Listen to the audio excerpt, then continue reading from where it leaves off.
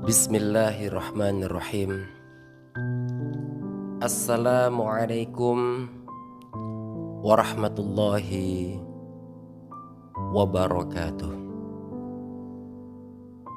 Allahumma inna nas'aluka ilman nafi'a wa rizqan thayyiba wa amalan mutaqabbala.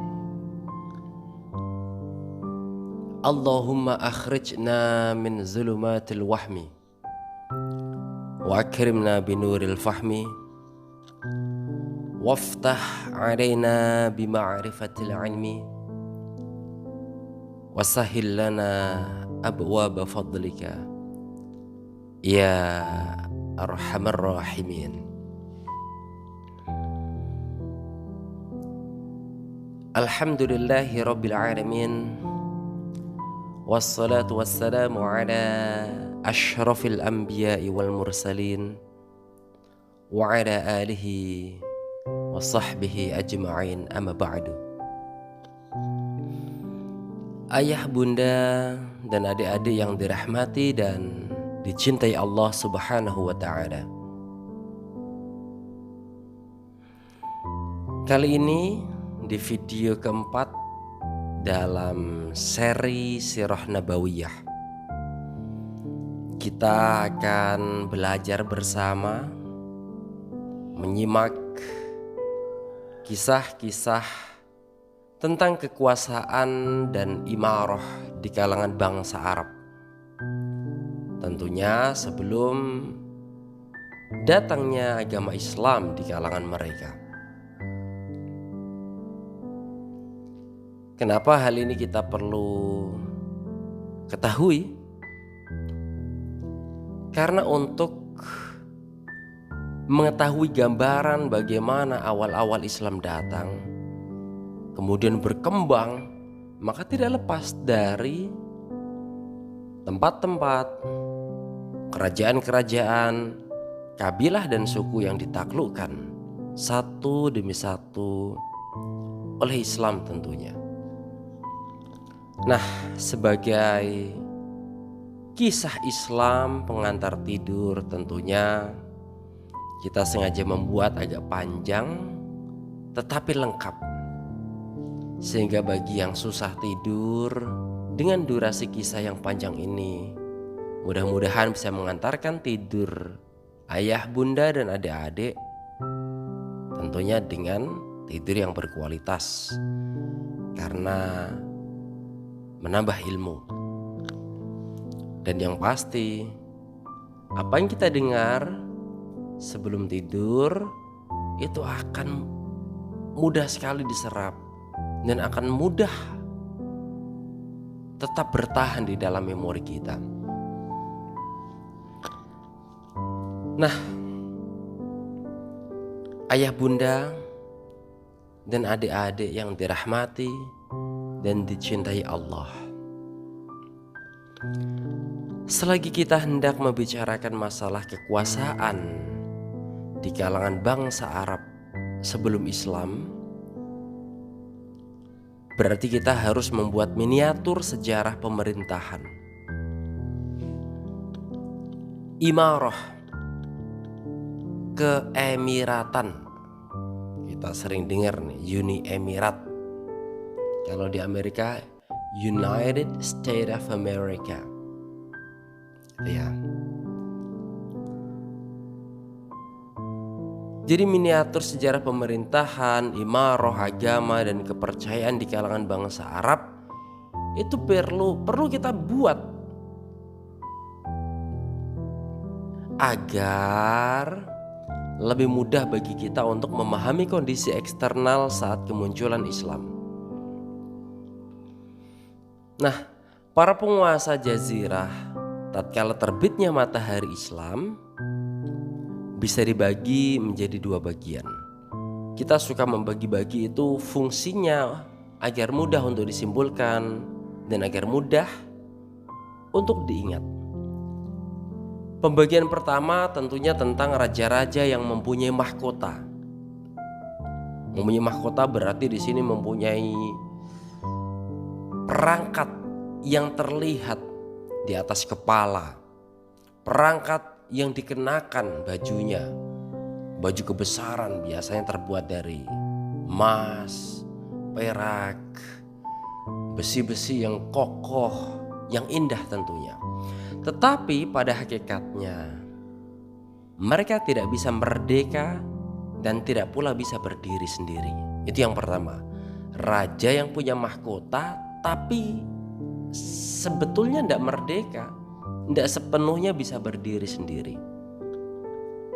Yang kedua,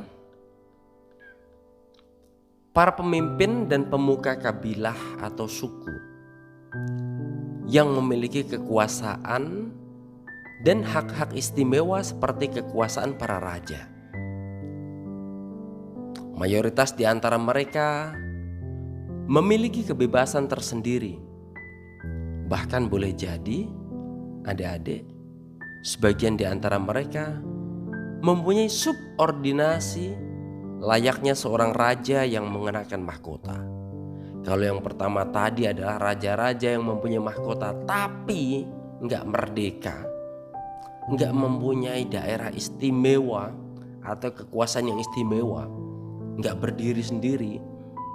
Yang kedua ini mereka tidak bermahkota, tidak pula berjubah, tetapi mereka pada hakikatnya adalah seorang pemimpin dan pemuka kabilah dan suku yang mempunyai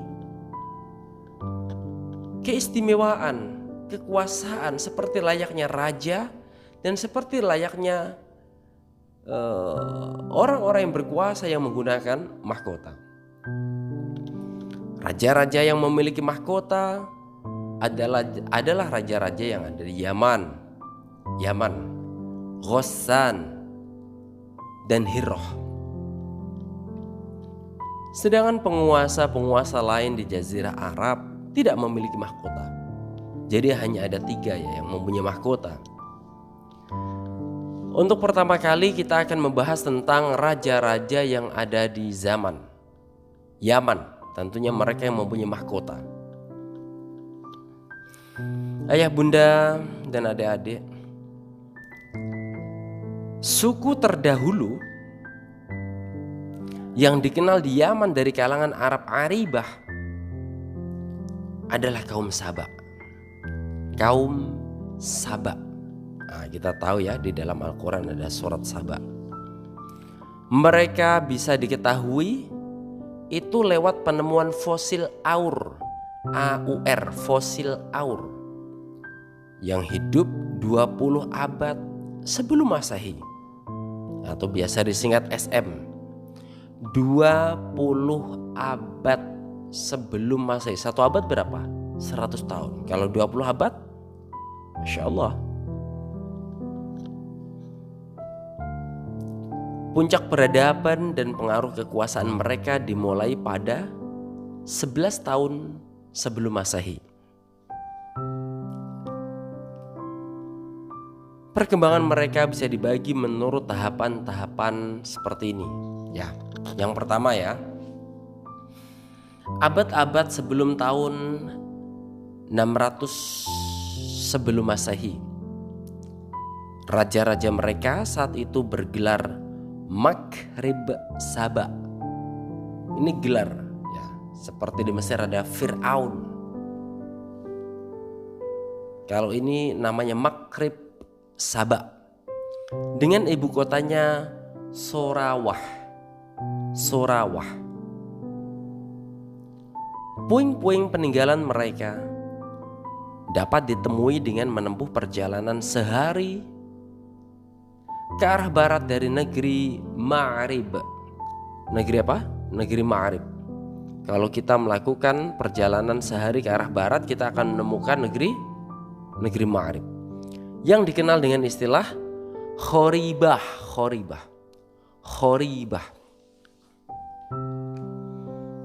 Pada zaman mereka lah dimulainya pembangunan bendungan yang dikenal dengan nama Bendungan Ma'rib.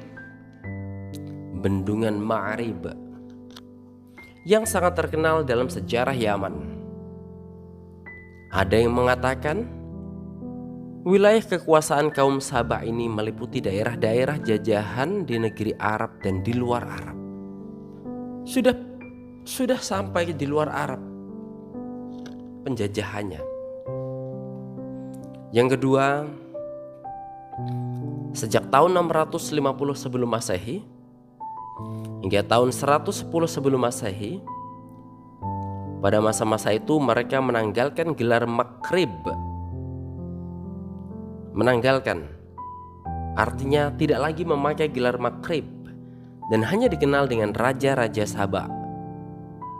Mereka menjadikan Ma'rib sebagai ibu kota, sebagai ganti dari Sorawah.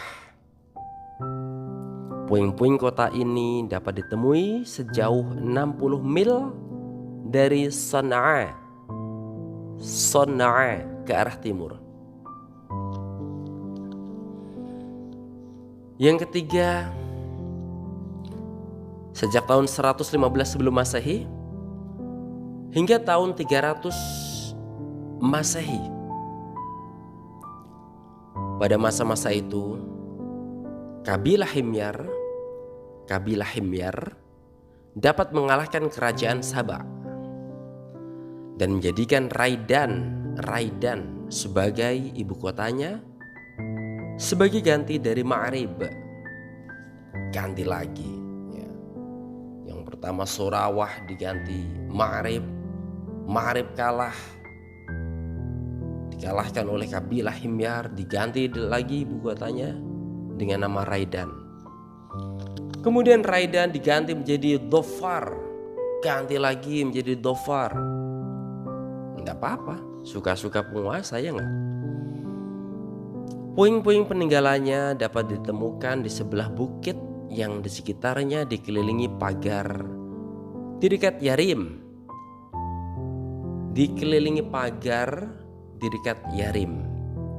Pada masa itulah mereka mulai jatuh dan runtuh. Perdagangan mereka bangkrut sebagai akibat dari perluasan kekuasaan kabilah Nabat melakukan perluasan kekuasaan ke utara Hijaz. Ini sebab pertama. Sebab lainnya, karena bangsa Romawi menguasai jalan-jalan perdagangan lewat laut. Setelah mereka dapat menguasai Mesir, Suriah, dan bagian Hijaz utara. Sebab lainnya lagi, adanya persaingan antar kabilah-kabilah di sana. Faktor-faktor inilah yang menyebabkan berpencarnya keluarga Qahtan dan mendorong mereka untuk berpindah ke negeri Syasa'ah.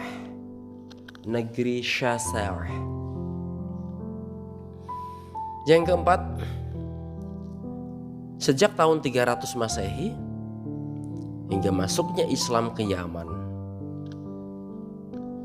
Pada masa-masa itu sering diwarnai kekacauan, keributan, revolusi, peperangan antar suku yang justru membuat mereka menjadi mangsa bagi orang luar.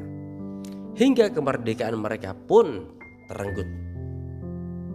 Nah, pada masa itu bangsa Romawi masuk ke Aden. Atas bantuan bangsa Romawi pula, orang-orang Habasyah bisa merebut Yaman pada awal tahun 340 Masehi, yang justru disibukkan persaingan antara kabilah Hamdan dan Himyar. Penjajahan mereka berlangsung hingga tahun 378 Masehi. Kemudian Yaman bisa mendapatkan kemerdekaan lagi. Tapi kemudian bendungan Ma'rib jebol. Bendungan yang sangat fenomenal tadi yang ada di Yaman jebol, sehingga menimbulkan banjir besar seperti yang disebutkan di dalam Al-Quran dengan istilah Sailul Aram. pada tahun 450 atau 451 Masehi. Setelah itu disusul satu kejadian besar yang mengakibatkan ambruknya peradaban mereka, dan mereka pun terpecah belah. Pada tahun 523 Masehi, Dzu Nuwas, nama orangnya Dzu Nuwas, seorang Yahudi, memimpin pasukannya menyerang orang-orang Masehi. Siapa orang-orang Masehi itu? Yaitu para pengikut agama Isa al-Masih dari penduduk Najran, dan berusaha memaksa mereka meninggalkan agama Masehi.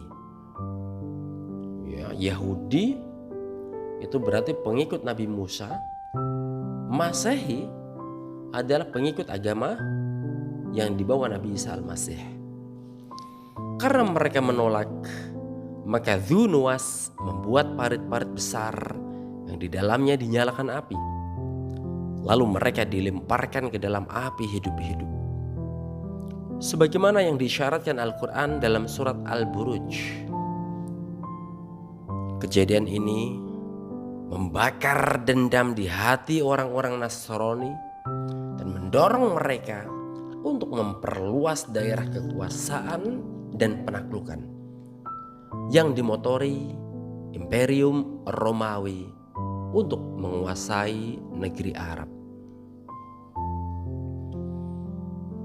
Mereka bekerja sama dengan orang-orang Habasyah dan menyiapkan armada lautnya.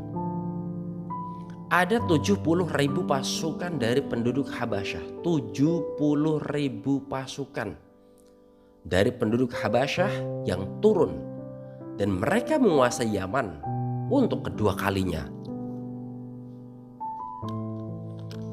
yang dikomandani Aryab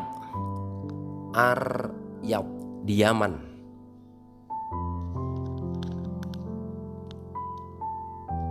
Dikomandani Aryab pada tahun 525 Masehi. Aryab bercokol di sana hingga dia dibunuh Abraha.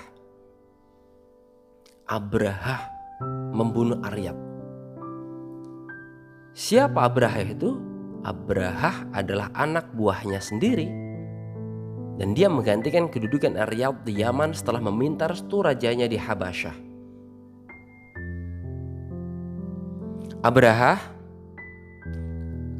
inilah yang mengerahkan pasukannya untuk menghancurkan Ka'bah, yang dikenal dengan pasukan penunggang gajah.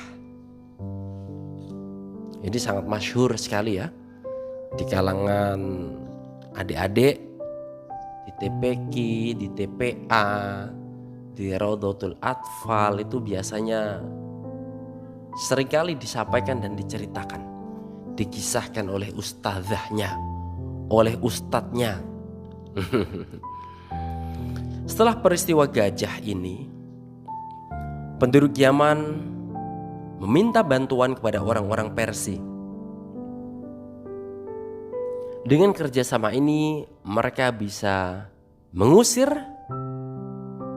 orang-orang Habasyah dari Yaman hingga mereka memperoleh kemerdekaan pada tahun 575 Masehi, yang dipimpin Ma'di Yakrib bin Saif Dzi Yazan Al-Himyari. Namanya Masya Allah ini. Sengaja kita ucapkan pelan-pelan ini biar ma'ruf, wadah, jelas. Siapa tadi? Ma'di Yakrib bin Saif Dzi Yazan Al-Himyari, pimpinan.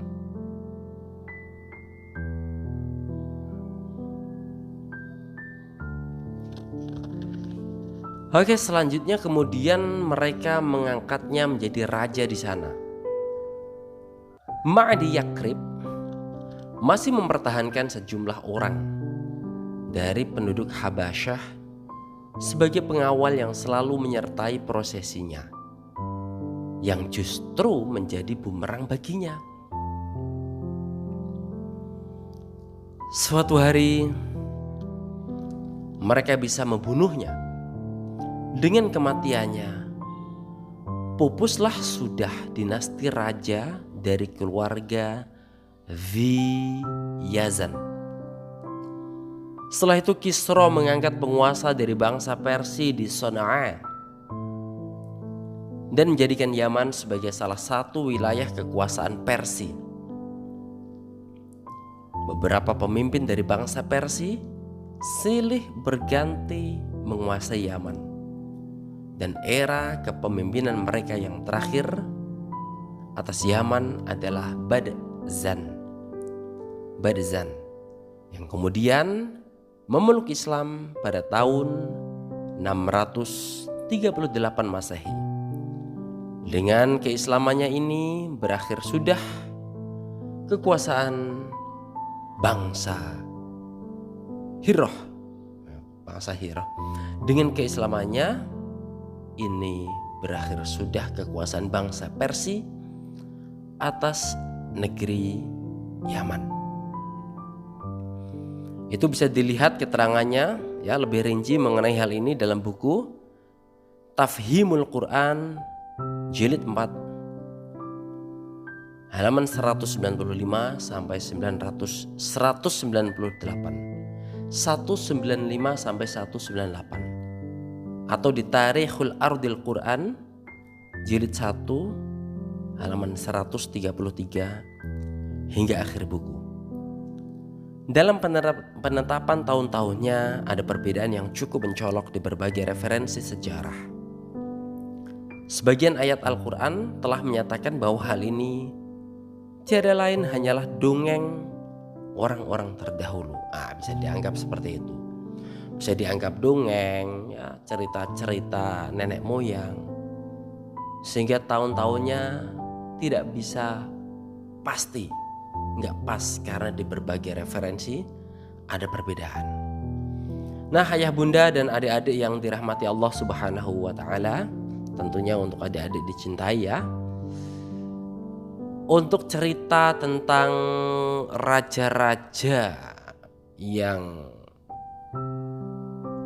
berkuasa sebelum Islam kita cukupkan di sini, dimulai dari raja-raja yang ada di zaman ya di Yaman. Nanti akan kita lanjutkan di video selanjutnya, video kelima, itu cerita ya, kisah tentang raja-raja yang ada di Hiroh. Kemudian nanti dilanjutkan raja-raja yang ada di Syam. Ya, walaupun nanti yang di Syam ini kita bisa langsung lanjut tentang Imaroh yang ada di Hijaz ya. Ya, intinya kita berkisah panjang memang, tapi jangan terlalu panjang ya. Kita batasin sajalah sampai ya 25 menit atau 30 menitan gitu ya, biar tidak terlalu panjang. Tapi sebenarnya bisa saja diperpanjang. Gimana? Mau dilanjut apa nanti? Putus-putus saja ya ceritanya. Yang tadi adalah raja-raja di Yaman. Oke, demikian ayah bunda dan adik-adik.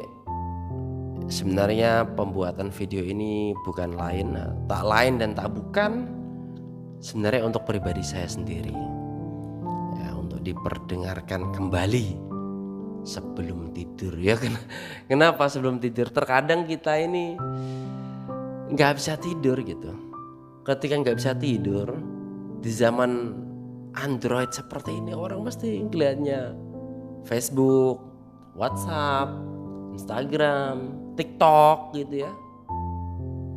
Dan juga sebagian besar ke YouTube gitu. Nah, kalau di YouTube tidak punya orientasi, tujuan, fokus, itu nanti larinya kemana-mana, bahkan gak tidur. Ini tentunya mereka yang punya kuota ya. Buat yang gak punya kuota ya nggak bisa menikmati tentunya. Nah, kita buat video ini itu biar hari-hari kita, malam-malam kita itu nggak sia-sia gitu loh. Apalagi kita sebagai umat Muhammad, ketika ada pertanyaan misalkan, apakah engkau umat Muhammad? Ya. Kalau dijawab iya, sekarang pertanyaannya, rindukah engkau, cintakah kalian dengan Nabi Muhammad? Tentu semua sepakat akan menjawab iya. Pertanyaannya sekarang, bagaimana kita bisa rindu, bisa cinta? Apakah hanya bersolawat saja? Ya, barangkali. Tapi tentunya kalau kita tahu sirah nabawiyah, kita tahu cerita-cerita tentang kemunculan Islam, sejarah sebelumnya, apalagi kelahiran Nabi Muhammad SAW, mulai dilahirkan hingga meninggal, sebelum dan sesudahnya bahkan, kita tahu, kita baca, kita dengar di pengajian-pengajian, di majelis ta'lim, ustadz kita di masjid-masjid. Tentu saat kita bersolawat, ada ruh yang merasuk ke dalam tubuh kita. Ada ruh yang memberikan kekuatan, power, energi ke pikiran kita, ke solawat yang kita baca. Seringkali sampai bulu kuduk kita merinding. Seringkali hati kita bergetar. Beda ya antara mereka yang tahu sejarah dan yang gak tahu sejarah. Kemudian mendengar sesuatu yang dia tahu, dia ngerti sejarahnya, jauh lebih menghormati, jauh lebih meresapi, jauh resep kalau bahasa orang Betawi. Masya Allah. Benar. Bahkan saya pribadi punya cerita berbulan-bulan ya, seringlah gampangnya, hampir tiap hari, dalam satu harinya sekian jam banyaknya pernah saya habiskan untuk menonton YouTube yang berbau hal yang gaib, santet, teluh, horor, pokoknya yang berkaitan sama jin, sama syaitan. Itu justru malah menambah kita takut, menambah kita terbayang-bayangi, menambah kita berpikir yang macam-macam. Kemudian saya ganti dengan mendengarkan sirah nabawiyah, membaca buku, ya, mengkaji, membayangkan. Itu tuh, padahal baru sebentar ya, sehari 2 hari saja, itu sudah menambah iman insya Allah, menambah keyakinan, meresapi kehidupan Nabi, membayangkan masa-masa susahnya orang-orang Arab dahulu kala, sahabat Nabi. Masya Allah. Kalau kita bandingkan sekarang, itu muncul rasa syukur gitu, muncul rasa malu kalau kita mengeluh di hadapan Allah. Dan ketika membaca sholawat beda. Nah, semoga video yang keempat ini memberikan energi buat ayah bunda, adik-adik semuanya. Kita cukupkan dan kita lanjutkan nanti di video selanjutnya. Allahumma inna nastaudi'uka ma 'allamtanahu fardudhu ilaina 'inda hajatina ilaihi wa la tunsinahu ya rabbal alamin. Mudah-mudahan bermanfaat. Hadza wa syukran. Tsumma assalamu alaikum warahmatullahi wabarakatuh.